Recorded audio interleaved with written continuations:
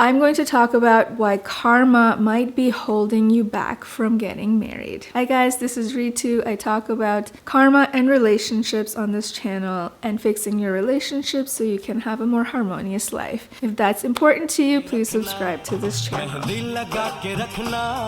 If you want to get married, but you're having a hard time finding the right one, or things aren't working out with the person you're with, and maybe you're together, you've been together for years, but the marriage is just not happening. I'm going to talk about how karma might be the reason that's preventing you from getting married. This happened to me for a long time. I got married when I was 34, and that's quite late. You know, I'm Southeast Asian background, and we joke it's like once you hit 25 years old, you're expired, and then you can't find a man or whatever, and your mom freaks out or so on. So this is the background I'm coming from, but I waited until I was 34 to get married, and the reason is my karma. My karma was preventing me from getting married and finding somebody I could trust finally enough to commit my life to. It actually comes down to trusting myself enough that I really wanted a committed relationship for the rest of my life. Like,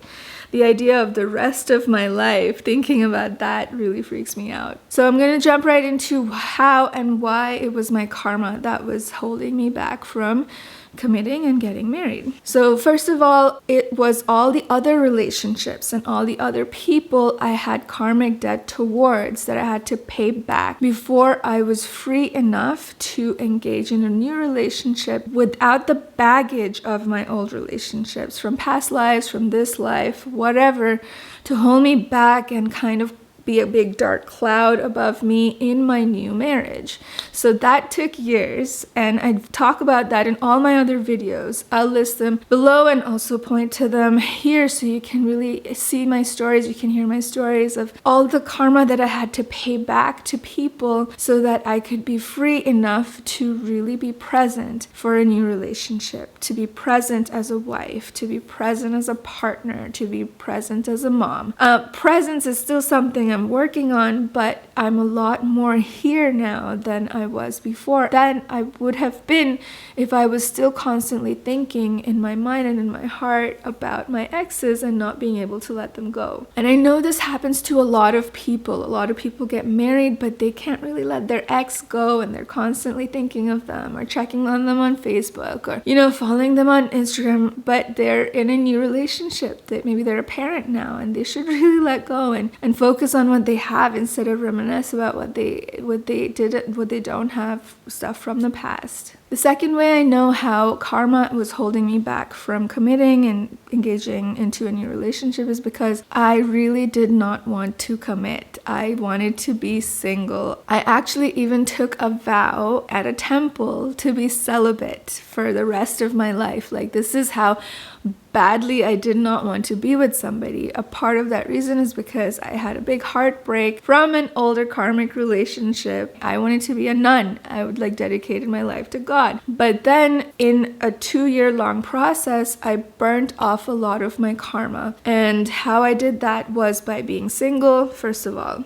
Secondly, I moved back in home with my mom, and I enjoyed positive karma that I had with her. We had a really beautiful time together, living together, and I probably also paid back karma to my mom that I owed, and that bit was done. That episode was finished. On other karma that I had to pay back was work related. I got fired from a job, and I really learned that I had probably owed karma to that company and to that boss that fired me. I was then free of that baggage. And then finally, I did a lot of internal work, internal healing, and I apologized to one of my exes who was the reason why I decided to become a nun, because that breakup really shattered me. I apologized to him and I said sorry, and how I did that whole process is also explained in a long video that I'll link to somewhere here, and you can have a look how to say sorry to an ex. This is really important. It's very, very fast way to burn off your karma and make yourself ready for any relationship. Finally, how I got rid of my karma and got ready to be married is through Family Constellation Therapy. So this is a really powerful form of therapy and counseling. It's not really counseling, it's like an intervention. I don't know how else to say it. So I stumbled upon it without even really knowing. A really good friend of mine, his name is Cristiano Tiozzo. I will link to his website somewhere below in the description, so please check him out. I attended one of his seminars, and their family constellation seminars. And how that works is you set up your family, like you set up a representative for your mom and your dad, and then you work out your baggage, not only from this life, but also past lives, going back to almost 21 generations. And that's really how far back you can go and work through your karma. So I had a lot of like heaviness and mental stuff that I had taken on from my mom and my stepmom, thinking that, oh, I'm helping them by carrying their baggage for them. But this is absolutely not true. I wasn't helping them, I wasn't helping myself, and I was just making myself miserable. So the reason why this happened is because my mom and my stepmom are both divorced from my dad. So I just thought relationships can never work out, blah, blah, blah. Family Constellation Therapy helped to dissolve that. And I also found out through working with Cristiano is that I had past life karma against relationships, against trusting men. I found out about a past life where I had been born in the Middle East and I was Jewish, and I had been violated by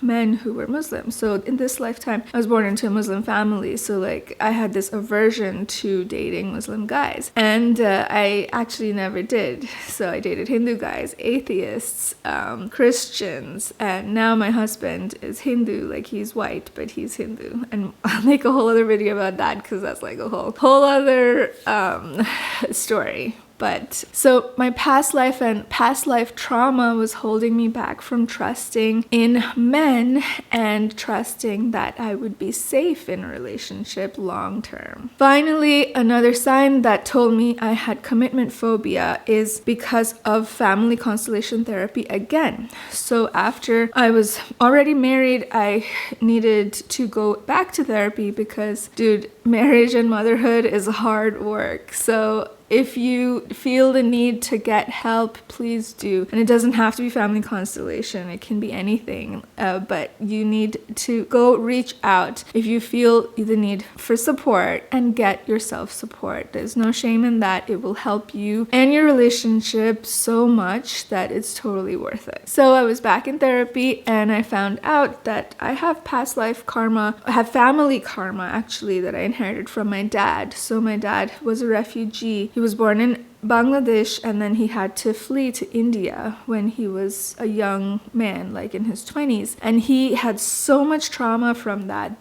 I inherited some of that.